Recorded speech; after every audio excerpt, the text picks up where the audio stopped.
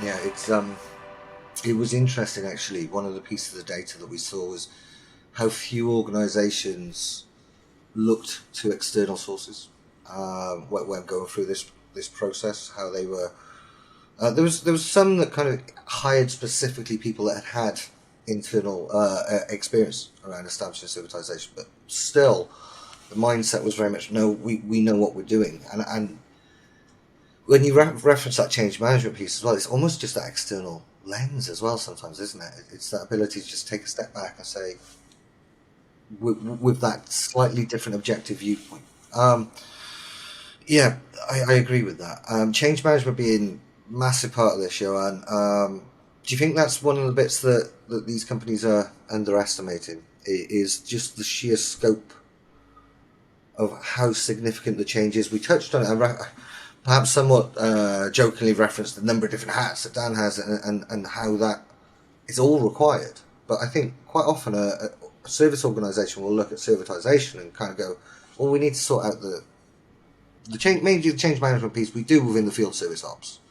And they don't necessarily think of it as a business-wide, we need to get the change management elements in the sales. We need the challenger mentality embedded in our sales teams. We need systems that can talk across multiple different business units now. All of these things. Do you think that's where some of the underestimations of the complexity of servitization come in? What's your thoughts? Yeah, to me, that definitely is a big part of the challenge.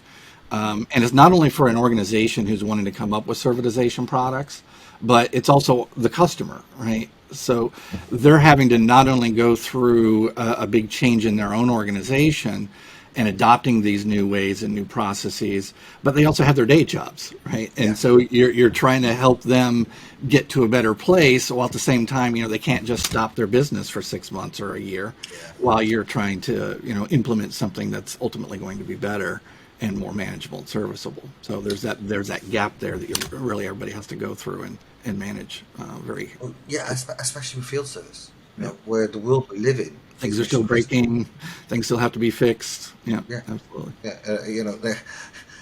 It's not the easiest job in the world to plan one day, day by day, let alone trying to carve out some time where we can kind of bring space in to do all of this extra thinking and strategy and planning and process development, etc.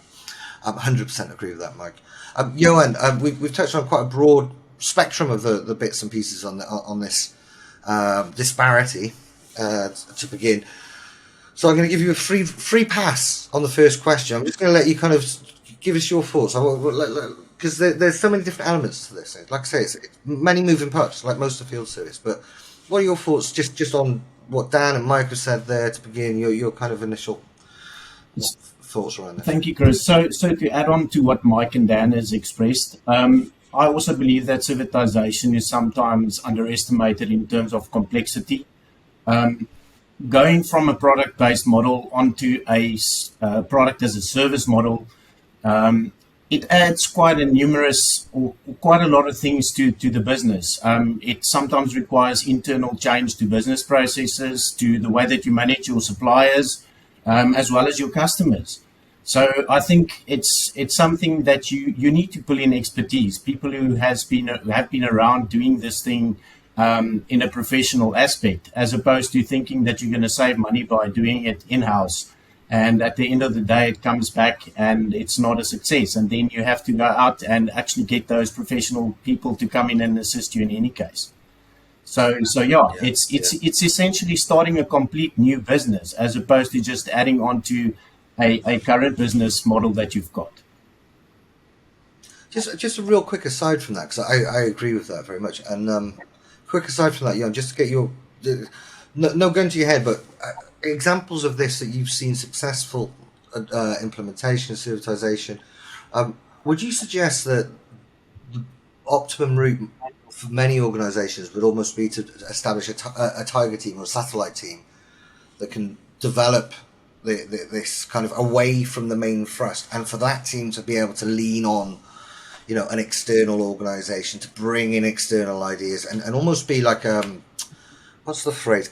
Entrepreneurial, to a So degree. my personal opinion would be yes, definitely, but you would also still require the stakeholders inside of the main business to kind of assist, as they've got the knowledge as to how the business operates and the goals of the business and so forth.